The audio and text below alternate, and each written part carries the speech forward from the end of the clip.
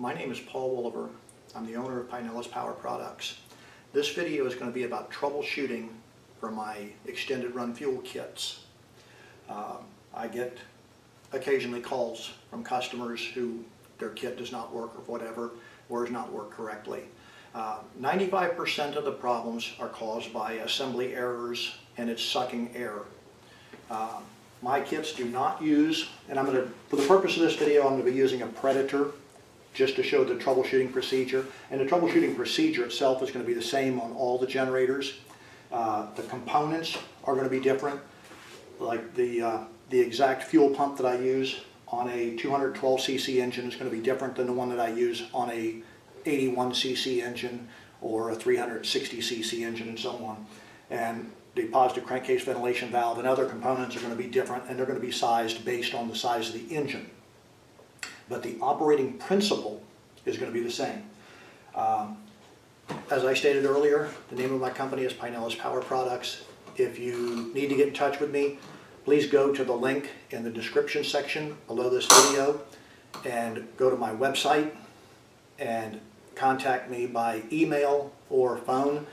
I do not respond to any contacts through YouTube. I do not monitor YouTube. I do not monitor any of the chat rooms or any of the forums. I simply don't have time to monitor all the different venues. So if you email me or call me, you will get me immediately.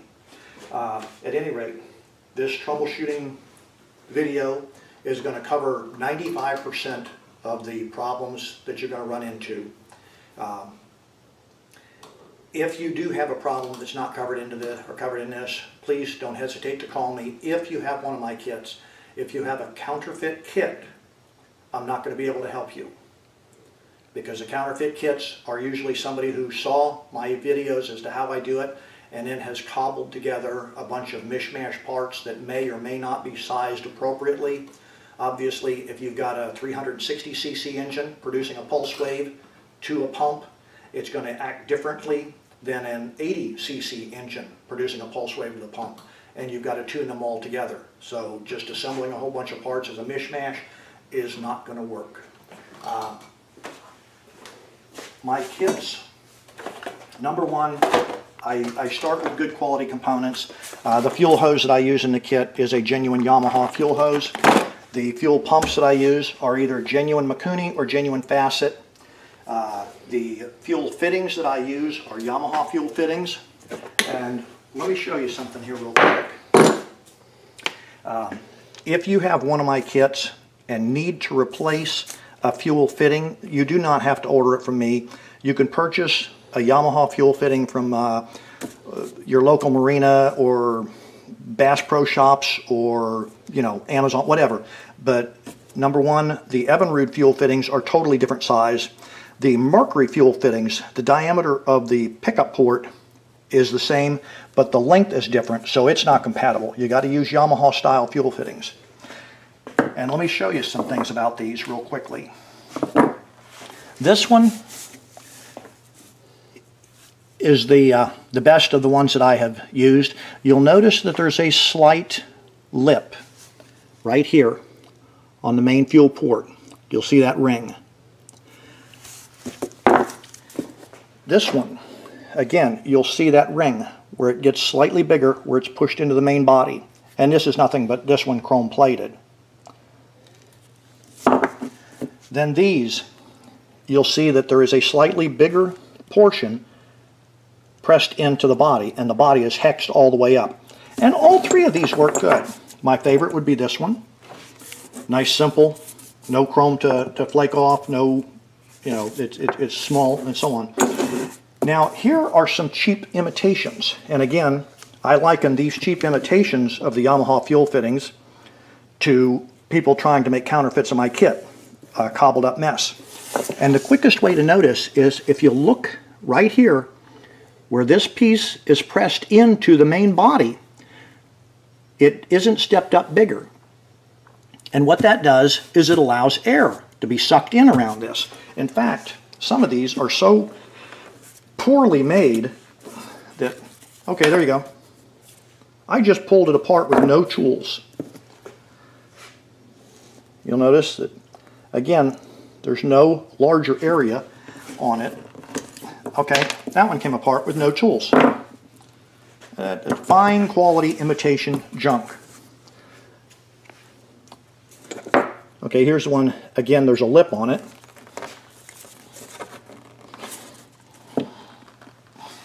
And it does not come off. And that's what you're looking for. No air leaks. As I covered earlier, air leaks are the main problems with my kits. And I just wanted to show you a little bit about the component quality. And again, if you're buying one of my kits, you're going to get all high quality components because I've been doing this for years and I know who makes good stuff and who does not make good stuff, and I just don't have the time to mess with junk like this.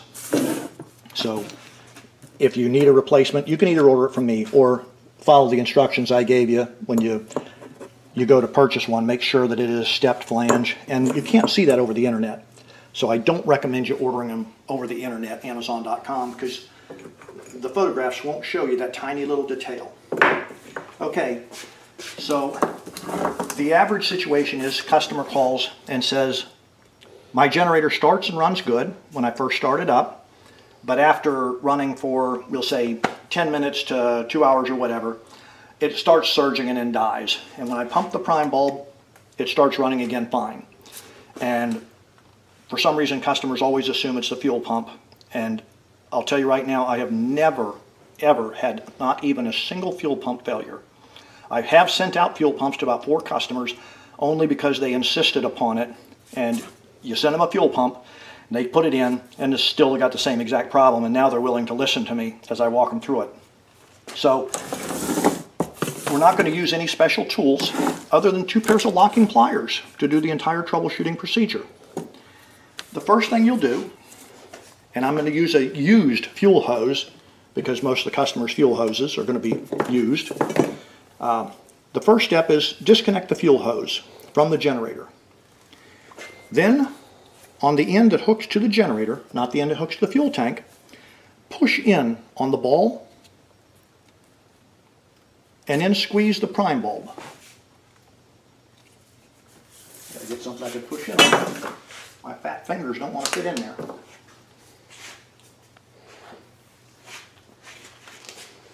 Spray it in the trash can just in case there's gasoline in it. But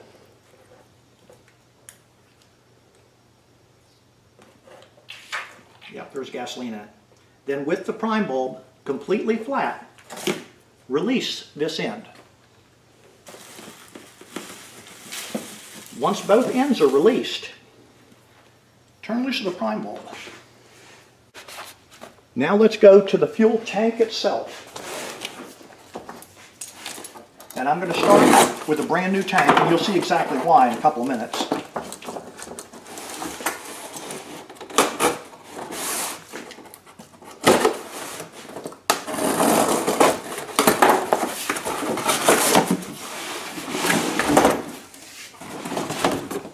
This is a brand new fuel tank, and theoretically it's going to be in perfect condition. This will absolutely be no problems whatsoever. You notice I said theoretically. So now I'm going to take a fuel fitting and I'm going to use the one with the step on it, which is a better quality.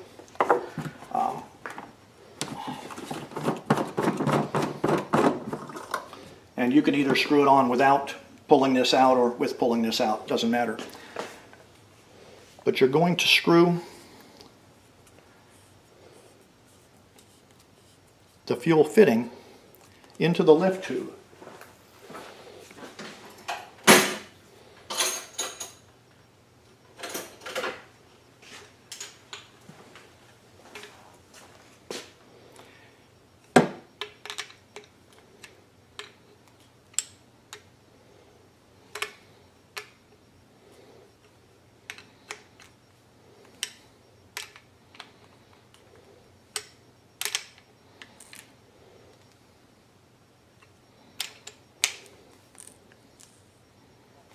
Okay, so now the fuel fitting is screwed into the lift tube, and this would then be screwed into the top of the fuel tank, and it would pull fuel out. Once you've checked the fuel hose for an air leak, you'll remove the fitting. Now this is a Moeller 6-gallon fuel tank, so you see how this one comes out. The big names are Moeller, Tempo, and Atwood, and some of the others have, we'll say, 4 screws screwing a black nylon fitting to the top of the tank. And there's different ways that it's done, but you'll notice the tank is red plastic. The fuel fitting screws into a black plastic, so you know it's 2 different pieces, and that way you can remove the lift tube. Some lift tubes are straight like this, some are angled, some have a filter, some do not. But you'll take the lift tube out, and then with the lift tube out, take your fuel hose and hook it to the pickup tube. Then you'll take and depress this ball like I showed earlier. Let me see if I can get a fingernail in there. And it's going to spray a little bit of gasoline when we do this. But then you will squeeze the bulb completely flat. Once the bulb is completely flat, you'll release this ball. Then put your thumb over the lift tube and then release it, and it should stay flat for 2 minutes. You notice it's not. This is a brand new fuel tank. I just pulled it out of the box. This piece right here is the cause of 90% of the failures in my kit. Excuse me, of the failures that people who buy my kit will experience. I do not sell fuel tanks with my kits because it seems that no 2 people want the exact size tank, and if you did order a tank from me, you'd be paying to ship a tank or box of air across the country. It's better to get your tanks locally, either Bass Pro Shops or your local marina or whatever. Here's where they leak air at. If you'll notice, we'll go ahead and separate the screw-in fitting so you can get a better look at it. And on the Moeller, it's just a split piece. The lift tube itself is either pressed or glued on. The lift tube is PVC plastic, and this is nylon. But you'll notice it spins. In fact, it pulls right loose. Some of them are glued, and they work a little better for a short period of time. The problem is a lot of the fuels have alcohol in them, and if you're buying fuel that says no alcohol, let me give you some information on that. In the state of Florida, if it is less than 10% alcohol by volume, they're allowed to put alcohol-free. 0 alcohol in the pump if it's less than 10%. So you could still be getting 9.99% alcohol in your fuel and not know it. And don't ask the poor kid behind the counter at the gas station, because he doesn't honestly know. He's doing the same thing you're doing. He's reading the pump, it says no alcohol. And of course he believes it. He doesn't realize that they're lying to him. At any rate, so we now know that we have a leak. And because we just pulled this off, and it was so easy to pull off, we can suspect that that was the leak. And I'll tell you something right now. This location is 95% of the tech calls that I get. And I'm going to show you how to fix this. Don't take the tank back and return it, because the new tank they give you is going to have the exact same problem. Now what I'd like to do is the same test over, but I'm going to put my thumb here just to make sure it's not leaking between the brass fuel port and this. So we want to check for leaks all the way along. So again, we're going to take and depress this ball with one hand, that little brass ball on the end of it, and you got to push it in, and you'll feel it go in just a little bit, and then squeeze the prime bulb, and you'll get gasoline squirting out of that. But you got to depress that bulb, and my fat fingers aren't quite getting in there. Okay, there it goes. And again, I got the prime bulb squeezed. Then I'm going to release this so that this will lock off. And then I'm going to put my thumb over the end of this nylon piece. And then I'm going to release the prime bulb. And it should stay flat for 2 minutes. And it's staying nicely flat. I'm not going to use up 2 minutes of video. And my thumb is going to have an imprint of the end of this when I take it off. But you'll notice when I take my thumb off, it's going to go ahead and pop out. and you'll see what it does to your thumb. So you can either push against your hand or put it against a bench and push it against your hand. You'll have a sore spot on your hand for a few minutes, and that's not a big deal. It's not an injury. It just leaves an imprint in it. Okay. As I said earlier quickly, do not, if you have, and this is 95% of what you're going to get, is this problem right here. Don't go returning the fuel tank to wherever you bought it or something like that, because they didn't know. They didn't realize there was a problem with it. And how does this happen? Well, if you're using this for a boat and you've got a 100 horsepower engine with a large crankcase and large displacement, the pulse pump that pumps it is much heavier, so you can afford to lose a few cc's of air leak, where like this engine is 212 cc's. It's a 6-horse engine. A 6-horse engine produces a lot less pulse wave, and the fuel pumps on it are a lot less gallons per minute than they are on a 100-horse engine. So it leaks with an outboard too. But if you're sucking, say, 15 gallons per minute and you get 1 gallon of air per minute, still not a big deal. With this, it uses maybe 1 gallon of gas in 6 hours. So it's pulling very little fuel because the engine doesn't use that much. But on this application, so instead of sucking a half a gallon of air per hour, which is not going to affect an outboard at all because it's pulling so much fuel, a half a gallon of air per hour, that engine's getting no fuel. So at any rate, as I said, don't go buying or don't go calling a fuel company because they're going to give you another tank just like it. And it's an honest issue. They just don't know that there's a problem, especially the poor person working at the store.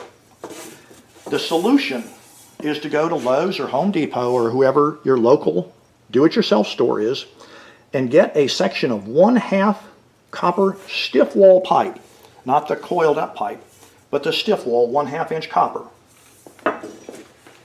Measure the length of your original pickup tube. And if yours is the type of pickup tube that goes down and curves at an angle, what you want to do is measure the top of the fuel tank to the bottom and just put a pickup tube that goes straight down. But you'll take, on the molar, it uses 1/2 inch copper. I knew that ahead of time because I've done so many of these for customers. They bring it in and sure enough it's leaking inside the fuel tank, and I'm kind of used to it. If you pull your pickup tube out of yours and it has the sock on the end and you pull the sock off and do the same test with your thumb over the end of the pickup tube, I think those are like 3/8 copper tubing, works good on those. But at any rate, if you take your original PVC lift tube down to your local home improvement center and match it up with a copper fitting. Now my tubing cutter is bent a little bit, so if you're a plumber and you notice the glitch in how I do this, please just bear with me and understand that yes, I know my tubing cutter is bent a little bit, and that's why I'm going to be doing it this way.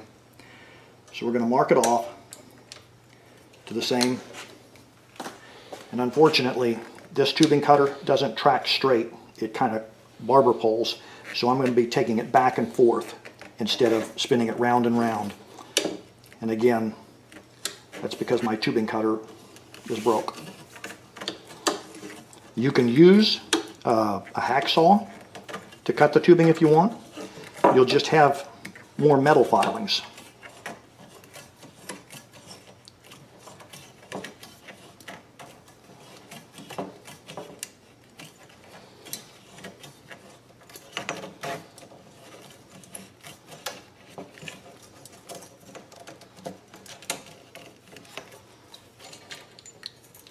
Looks like I dropped it too.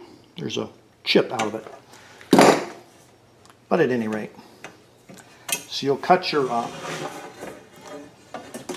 piece of copper tubing to the length that you need it to be. And then use a repairman's reamer to just cut a slight chamfer on the inside.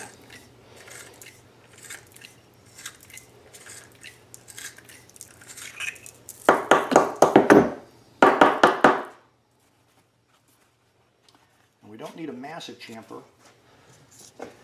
And now you'll notice that this just barely, where the chamfer is, fits over the taper here. Then you'll set this on a workbench, put this end on it,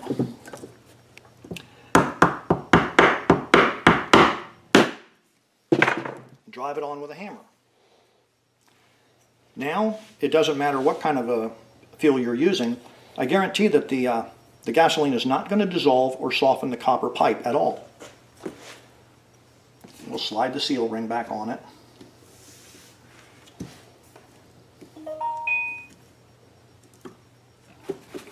And now we'll try our test again.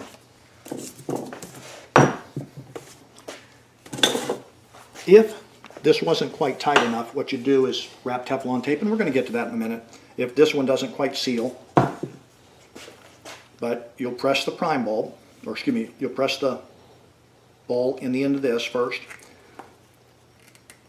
and then you'll squeeze the hose completely flat. Then you'll release this ball,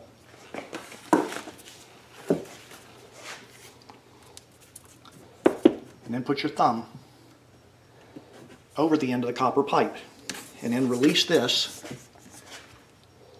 and we're still sucking air.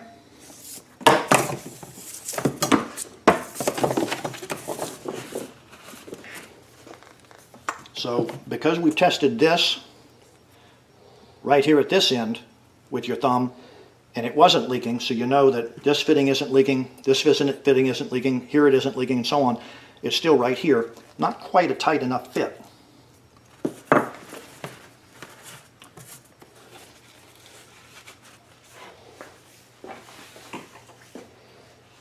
So my kits come with the Teflon tape that you're going to use on all the threaded fittings, and unfortunately, because this fuel tank, I'm going to have to say it's outside of the specifications.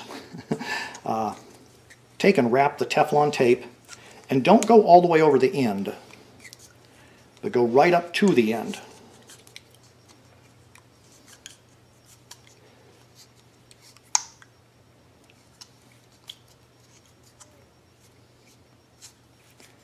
And I use Teflon tape instead of any glues because the glues are going to have a tendency to be dissolved by alcohol-based fuels. In fact, gasoline is a pretty good solvent on its own. And you'd have to get an adhesive that you knew to be fuel-proof. So we're going to wrap several layers of Teflon tape on this one. And when we drive the pipe on it, it's going to shear, so you're going to have some Teflon tape built up here too. So let's get our chamfered end, and that would be this end.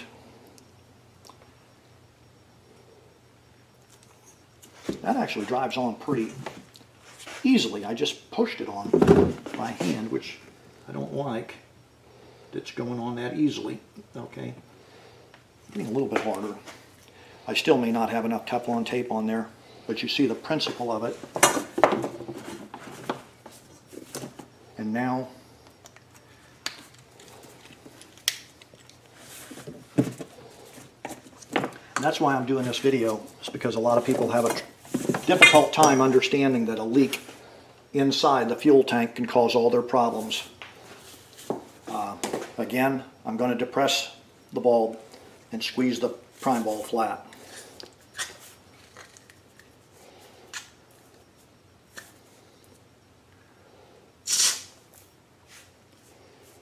Okay, you notice the prime ball is squeezed flat.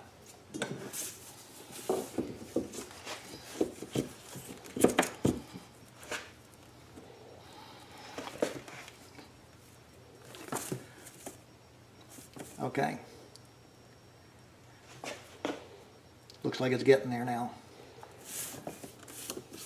And you want to time it and go for 2 minutes. For the purpose of this video, you can see the principle of it, and that's holding. So we'll take it off. But at any rate, if you use copper tubing, which is solid and it's not going to go anywhere, and then wrap the Teflon tape, and you get a roll of Teflon tape, and it's a whole roll. It's not just one of those little sample 6-inch long pieces. Okay, if you've got one of my kits that you were experiencing problems from it not running for very long, This is the cause of 90% of them, right here. 95% will be air leaks. So that's 5% of air leaks at some other location, but still air leaks nonetheless. And we'll get on to those now. So we'll go ahead and put this back together. And actually, for this video purpose, we're done with the fuel tank.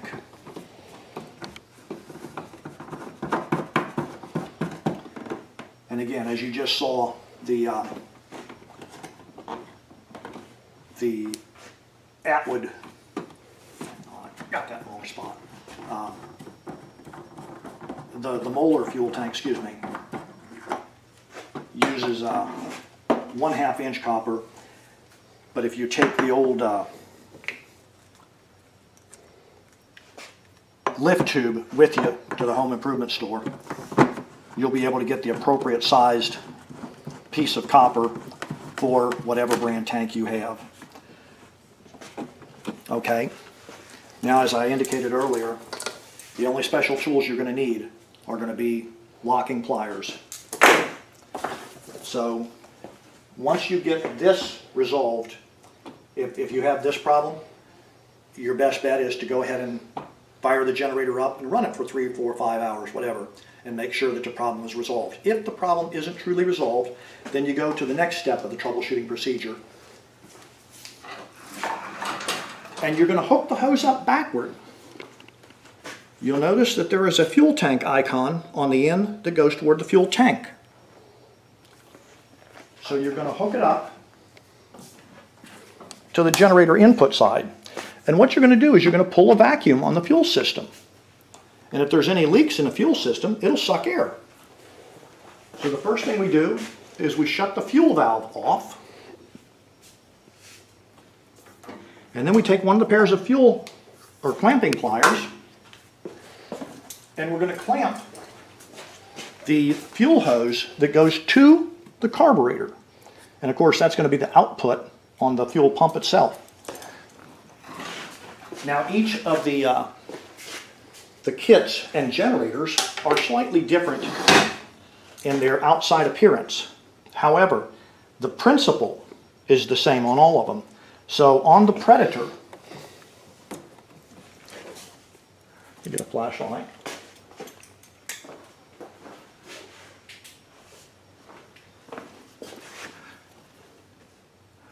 This is the output on the fuel pump. So this goes from the pump and to the carburetor.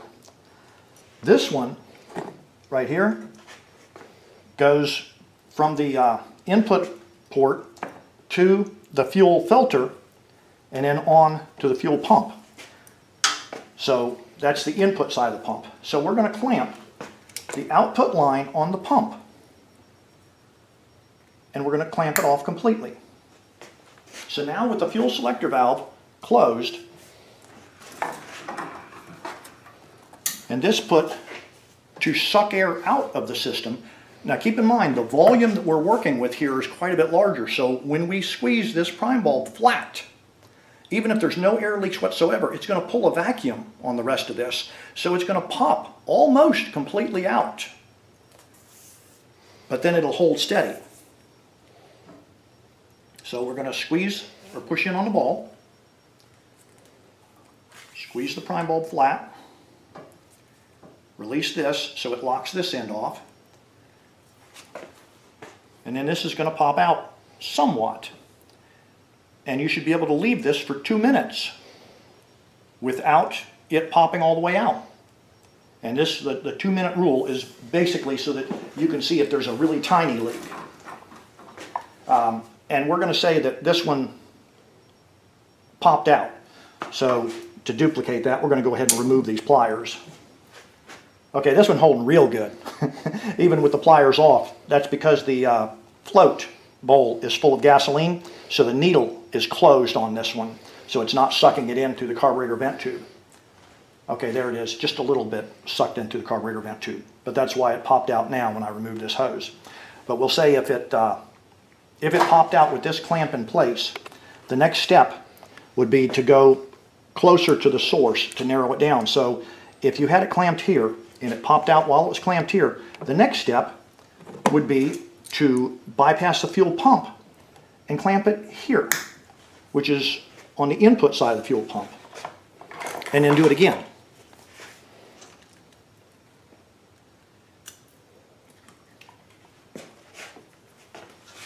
Not quite shut.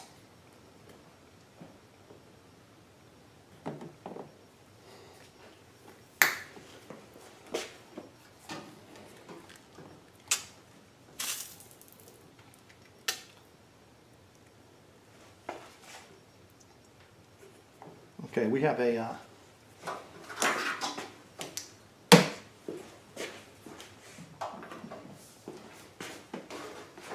system that's pulling air now when it wasn't earlier.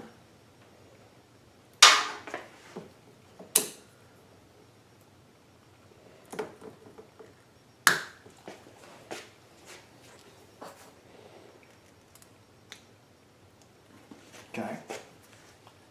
It's because I didn't have the hose clamp completely shut here. And again, you're going to want to watch, and it should stay flat for 2 minutes. Now, like I said, because the system is a larger volume, it'll pop out, you know, like halfway. But we're going to say, for the illustration here, that when you had it clamped here, it popped out immediately, but here it does not. Then you'd know that the problem was between here and here. Either one of the clamps that goes into the fuel pump or in the diaphragm of the fuel pump or whatever. But right now it's clamped off before the fuel pump. So, and we'll say that it was popping out here. And if it's popping out here, but where it goes in, it's not, then I'll tell you, and this is the second most common portion of the problems. Again, the most common portion is leaking right here at the top of the lift tube. The second most common location is when you assembled the kit, and I'm showing this type of fitting. On the Predator, it's a straight fitting and so on. But where you screwed the hose barb to the fuel fitting, not putting enough Teflon tape, and it's actually sucking air around the threads of the Teflon tape. So the solution to that, and what you do is you just keep moving the pliers closer and closer and closer.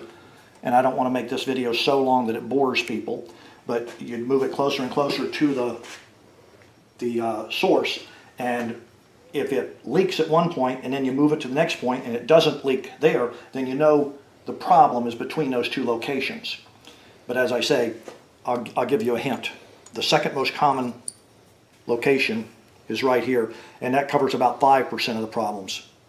So 90% of them are right there on the fuel tank. 5% of them are right here at this one location here. The rest of them are clamps and stuff like that, causing it to suck air. You notice that this one is still flat. The next thing I'd like to cover is, and that's on the fuel side, is on the pulse wave side. Like on the Predators, people not putting this clamp on the valve cover correctly will cause it to leak air on the air side instead of the fuel side. On the Hondas, remember the valve cover on my Honda kits, the valve covers are stamped steel, and I give you a stiff piece of hose that has to be pressed into the valve cover. A lot of people say that's difficult to do, so they find another piece of hose they've got laying around that's a softer wall. And of course, it leaks air between the valve cover and the hose. So please use all the components from my kit. Don't substitute any just because they're easier to install. I've been doing this for years, and I have found which vendors' products are good, which vendors' products are not good, and the best way to have a trouble-free life on this. Remember, if it takes you 10 minutes longer to install, because it was easier, it doesn't help you. The whole purpose is it doesn't matter how long it takes you to do it, as long as it absolutely works perfectly. And nobody wants to go camping or working or whatever and have something not work perfectly. That's what we strive for as humans, is we just want a relaxing camping trip. So please use all the components that I installed, or excuse me, sent with my kit, and install the components exactly the way that I state to install them, and you should have trouble-free operation. As I said, 90% of the problems can be found right here. Another 5% can be found right here. And then the last 5%, somewhere along the route, a clamp not tightened down correctly or a hose slid out of place. It just runs a myriad of issues. But this technique of using the hose as a vacuum pump will sort it out and allow you to find where it's at. Once again, if you have any problems with your system and you've done these tests and it hasn't resolved the issue, please give me a call, and my contact information is in the description section. If you've already bought one of my kits, then you know my contact information because you've probably been in touch with me. I thank you for your time.